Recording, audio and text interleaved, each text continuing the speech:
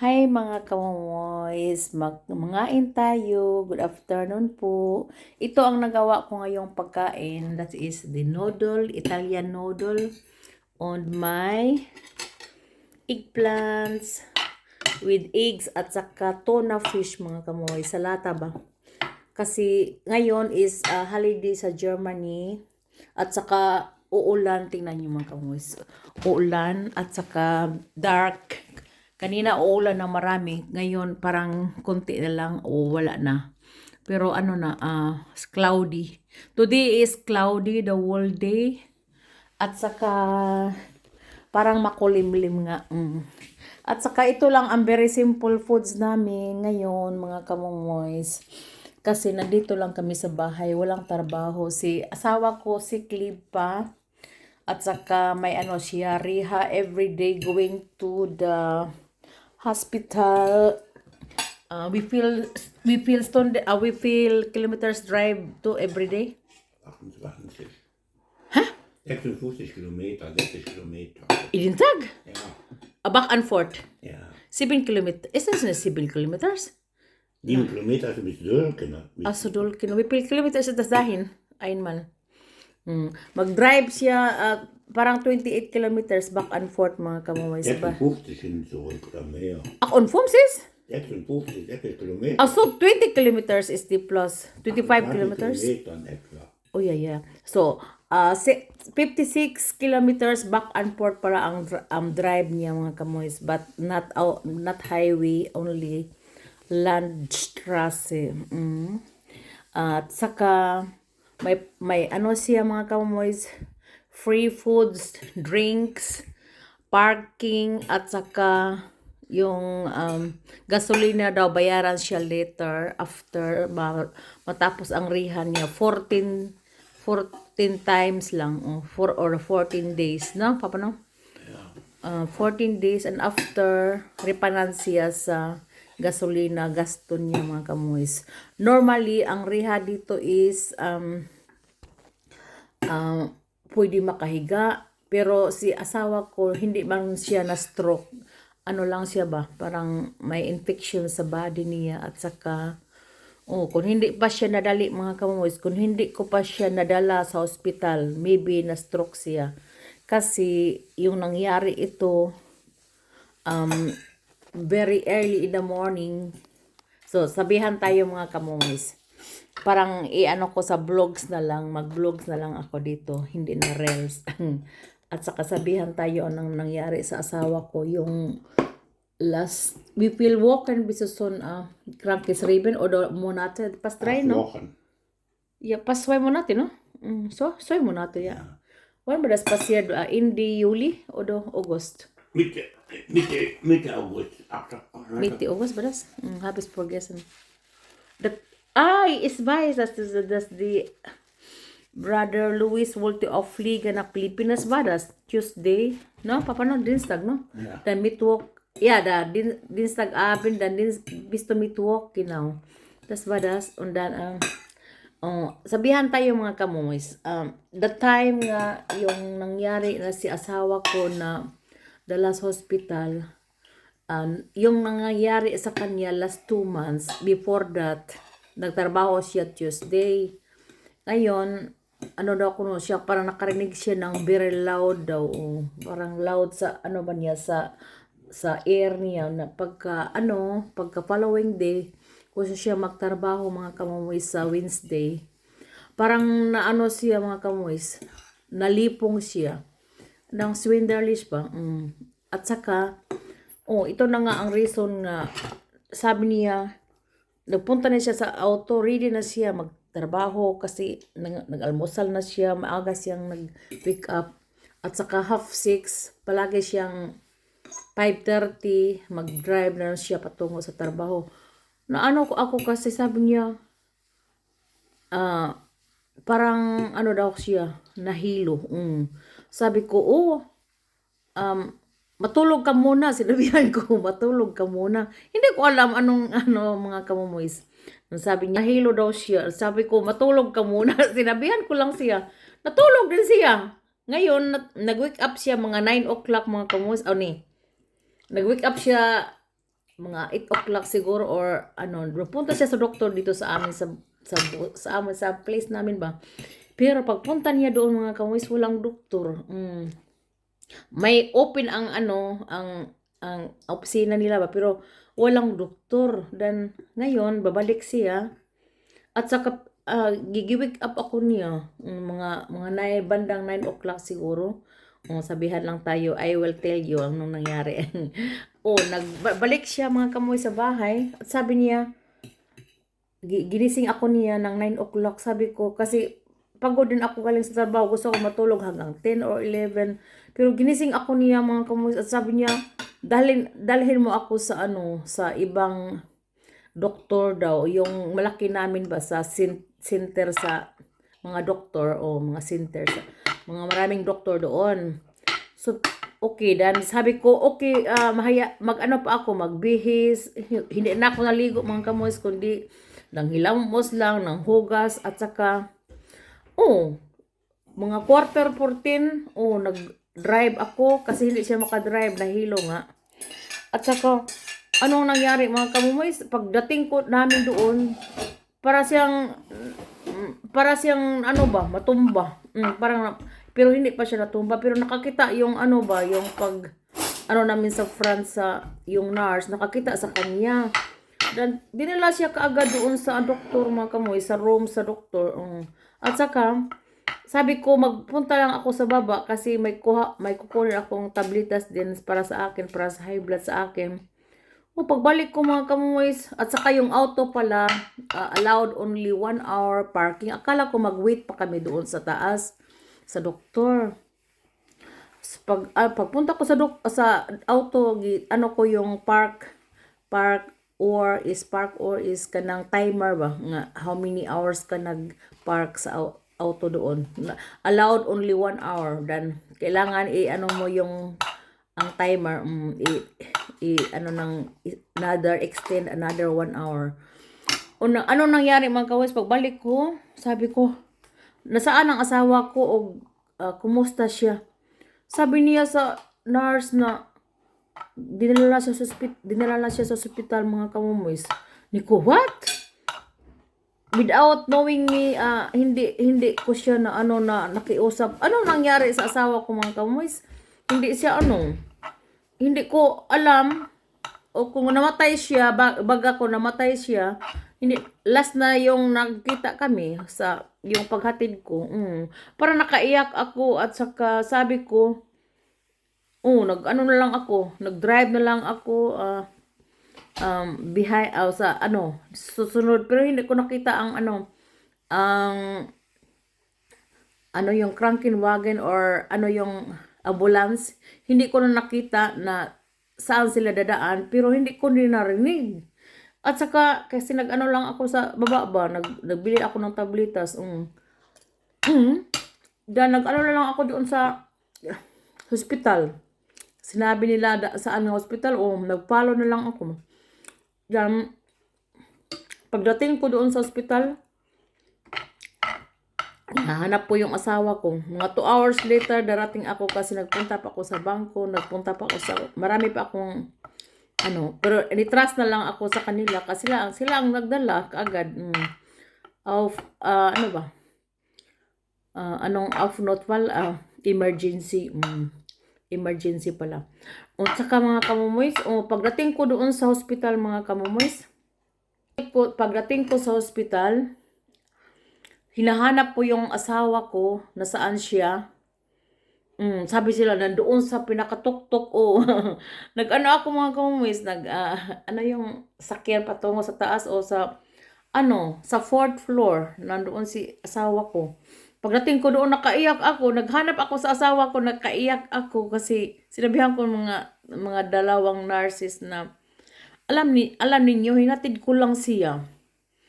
Dan nagpunta ako sa baba sa pharmacy kasi may pharmacy sa baba. Nag-ano lang ako sa tabletas ko, nagbili. Pagbalik ko, nawala yung asawa ko. At saka tinanong ko, nasaan ang asawa ko at kumusta siya? Sabi niya, dinala namin sa doktor, pinadala na sa ospital. Ito ang sinabi ko sa dalawang nurses. Sinabihan ko kung ano pa lang nangyari sa asawa ko, ito na ang last nagkita kami na hinatid ko siya. At saka, for example ba, anong nangyari, no? Hindi, kasi hindi ko alam na dalhin nila sa hospital. Akala ko nandoon lang kami sa nandoon lang kami sa yung doktor namin, house doctor naman sa doktor namin ba. Akala ko hindi not so very ano ba, critic or importante pala ko. Kaya sabi nila kung hindi pa nadadala sa hospital ng asawa ko, na stroke na yun. Ko, thank you Lord. Parang may angel pa si asawa ko na dalhin ko siya sa sa hospital. Really. And then, gi-inform ko ang church namin sa Pentecostal na ipapray si sa asawa ko. Parang naka-help din mga kamuis. Thank you sa mga warrior prayers sa Pentecostal. Sa lahat na nag-pray sa asawa ko mga kamuis. Thank you very much sa mga prayers ninyo. At ngayon, nag-rehab siya. So, after sa 11 days or 12 days. 12 days niya sa hindi pa pinakita ko yung sa vlogs ko. 12 days siya or 11 days sa hospital. May siya mga kamuis. Ang pala sa doctor findings na unconcentrate siya. Unconcentrate. Dili concentrate siya ba ang iyahang kuan. May siya sa speech therapy at saka yung di ba magtingin tayo ng ganun mga kamuis. Magano tayo sa left and right, hindi siya makaganon. That's why para siguro ito ang sa speech niya na apektahan din. Kung hindi pa nga siya nadala sa hospital kaagad, kung hindi ko na siya nadala, kung matagal pa na stroke na siya mga kamuis. Mabuti na lang, hindi light stroke, hindi din nagsabi ang doktor na light stroke, hindi. Sabi lang niya infection, nag-take siya ng what is the tabletin, papi? Das makhunga? Papi? Reinhard? Wie heißt nochmal deine Tabletten? Wie heißt nochmal deine Tabletten, das makhunga? Wir haben Hunger gemacht, jetzt nicht mal so viel. Ja, wie heißt die? Cortison. Also, yeah, danke. Ang pala niya mga kamoys, cortisone. May siya, different kinds of milligrams. Yung pinakauna, yung sa hospital pa siya, yung paglabas niya, pinatake siya ng 80 milligrams. After 1 week, 70. Hanggang, down na, ngayon is parang 20 grams na siguro. Anong nangyari mga kamoys? Parang gutom siya palagi. Tumataba siyang, lumalaki ang tiyan niya. Grabe. Cortisone is not good. Saka sinabi ko sa sa mga kaibigan ko, ano ba yung cortisone? parang balon na yung asawa ko Ang tiyan niya parang balon ba mga kamuis na lumalaki. Palagi siyang gutom mga kamuis. 6 times a day kakain siya. Kukuha lang siya sa rip or saan yung makain niya, yung mga sweets, yung mga sabi nga nila, mo yung asawa mo, pakainin mo ng mga fruits daw. Pinakain ko rin siya. Grabe, ang makain niya noon, one bread lang.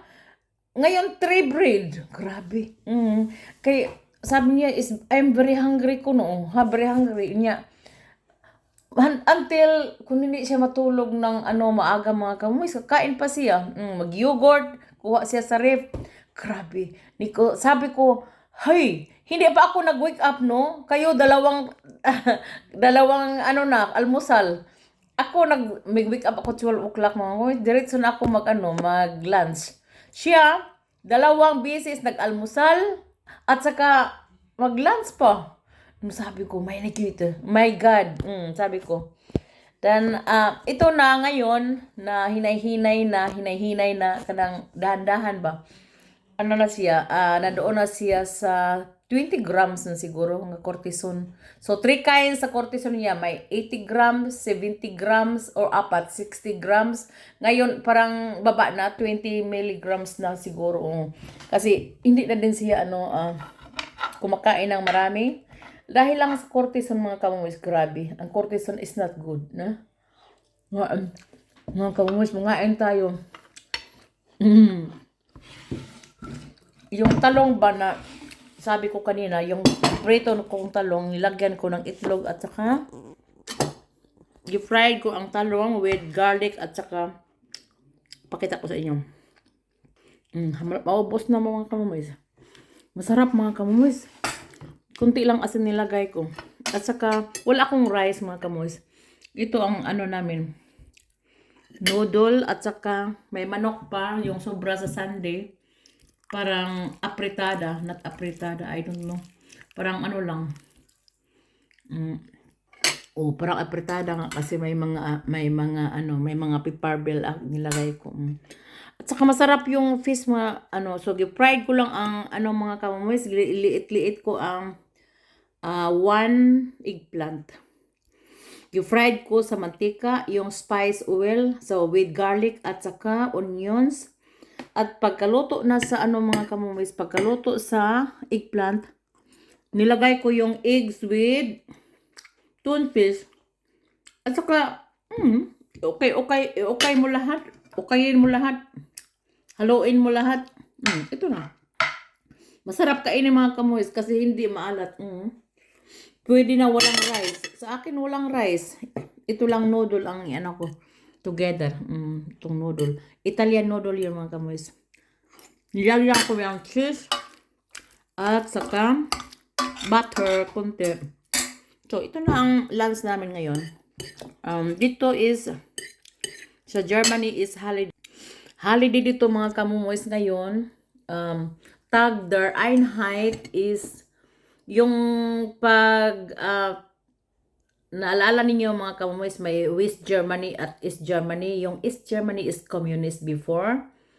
Ngayon is since 1991 nag-ano na sila mga kamumis.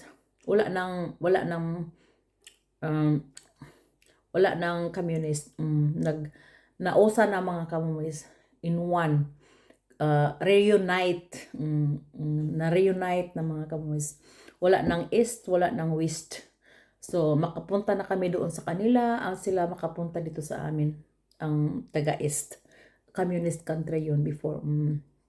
Yung pagdating ko, yun? 1991. So, darating ako dito 1988. 1991 na reunite. Yung the Tag der Einheit is the day of reunion. Parang reunion ba? Reunion? Reunion, reunite. I don't know. Ano ba yung pagkasabi sa English? Basta kay nagkausa na na sila, nabalik sa into one. Hindi na nabahin mga kamuis. So mga kamuis, ito ang life dito sa Germany. Ngayon, ito nga, nasabi ko na yung life sa asawa ko, the first time nga na-hospital siya at saka longer, na naman siya noon, 6 months ang siya, hindi siya naka-work mga kamuis, yung maliit pa ang mga anak ko. At saka, ngayon na naman, the second one, I hope na unconcentrate is, makatrabaho pa man siya mga kamuis, kasi pa siya, even is, yung speech niya, is the best na balik din kasi may speech therapy siya. At saka yung concentrate niya, parang, unconcentrate. Makadrive na siya sa auto mga kamuis. Noon, parang anxiety siya ba? Anxiety. Ako ang mag-drive palagi. Yung na-hospital siya, after sa hospital, nag-start siya ng drive na siya mag-isa yung last 2 weeks. At saka mag-drive na siya, hindi ko na siya sinamahan. Sinabahan ko lang siya, concentrate ka lang at saka huwag kang magpaano ng very loud music. kasi mag-loud music siya sa auto mga kamoys. Ang sabi ko i-ano mo lang very pahinaan, concentration, at saka pray before you drive the car. Sinabihan ko palagi siya. Ito nagawa niya mga kamoys. At saka pag 6 hours long a day. 14 times mga kamoys. At saka mga 3 weeks siguro yun. Mga tayo mga kamoys sa talong kong with tuna at saka itlog. Masarap mga kamoys. Walang rice. Noodle lang ay Paris na ko. Mga kamoys, ang mga pagkaon sa pobre mga kamoys. Kasi kahapon nagluto na ako ng rice last day. Naubos ko ang rice kahapon mga kamoys. Sabi nga nila, makapats daw ko yung rice. Especially the rice from Thailand, yung puti. At saka fragrant rice is not good, not so healthy. Mas mabuti pa yung mga itim na rice mga kamoys, yung mga brown ba sabi nila. Kasi mas healthy pa yun, walang carbohydrates. May carbohydrates pero not so walang sugar ko na mga kamoys. Kasi ang rice daw may sugar. I don't know. Pero kakain man ako alternate. Not always rice. For example, today is kahapon rice. Nagawa ako ng noodle ngayon. Then sa Friday, magawa ako ng potatoes. Maybe, potatoes. At saka, this weekend mga kamoys, kahapon, alam niyo mga kamoys, kahapon, naglinis ako sa windows. Naglinis ako sa bahay namin buo. Grabe. Mabuti na lang walang trabaho. Tiningin ko noon sa trabahoan ko. Hindi sila nagsabi mga kamoys. Walang notice na walang decor. Pinuntahan ko kahapon. Mga gabi na, mga 9 o'clock. Malinis. Wala palang tao. Kasi, dahil sa ngayon na free, so kahapon, hindi na sila nagtrabaho. Kasi, kailangan isabi yun before 1 month before, kasi di ba may catering sila para sa mga bata, para malaman sa catering na walang pasok at saka hindi sila magluto mga kamoys, kasi i-deliver ang catering for 65 children. Yung tinabahuan ko ngayon is daycare. Ako ang janitor. At saka sila ang mag sa mga bata din, yung mga maestra, sila ang sa mga pagkain. May bistro sila doon mga kamoys, malaking bistro sa daycare namin. Yung 65 ka mga bata, hindi lahat kakain, pero mostly kakain. Kasi nakita ko yung mga bangko, dami-dami. Mga 50 plus. At saka, may sila mga kamoys. Ako lang ang maglinis doon. Not all in one time linisan. Hindi, every week one group. At saka bistro at kitchen need every day ang kusina at saka yung bistro sa mga bata doon may dumi kunti, mga fats or mga mumuho. At saka ang floor mga kamomoys, linisan ko Monday, Wednesday, every MWF. At saka TTH, konti lang ang Tuesday. At Thursday, I'm free. I'm day off. Yeah, off day na. Off day ko ang Thursday. That is my time na maglinis sa mga paa or magpalinis kung may pera. At saka, dito mga kamomoys, magkanta-kanta pag may time sa Star Maker sa gabi. At saka maglinis sa bahay. Naglinis ako kahapon hindi Tuesday pero maghapon is free, walang walang pasok. That's why naglinis ako lahat. So, sa weekend may dito, may Oktoberfest. Anong Oktoberfest mga kamomoys? Yung magsiksik ka, at saka magdamit or magkalsonis. Ay, ipakita ko sa inyo, mag-vlogs ako doon sa Saturday. At saka pupunta ko ang cousin ko, pupunta din dito. Mag-train lang siya at saka sunduin ko siya sa Thursday. At saka pupunta kami sa parang diskuhan ba, pero maraming tao mga kamoys. Ano na, sold out na ang mga tickets. Grabe. Tag 17 ang euro ang one ticket. Para lang ano ba, ma-expose ang beauty mo, punta ka doon sa Oktoberfest. At saka ang mga lalaki mag-inuman or mga babae. May freedom of sini? Para weekend ba? Weekend na happy-happy lang with husband or with boyfriend. Kami ni asawa ko at saka marami kaming nabinta na tickets. Kasi yung kasi ni asawa ko ang nag-organize sa itong Oktoberfest. At every time kung magbinta siya, kukuha lang doon si asawa ko at saka marami kaming na mga friends na gustong magpunta dito sa place namin at saka kukuha lang siya ng ticket dito sa kasi niya, neighbor lang namin. At saka mag-order sila mga kamumis. Yung nabinta sa asawa ko is 23 ka tickets pero hindi siya free mga kamumis. Tutulong lang siya sa nila, yung fair eye nila. It belongs to the Schützenfest per Iron, yung Oktoberfest.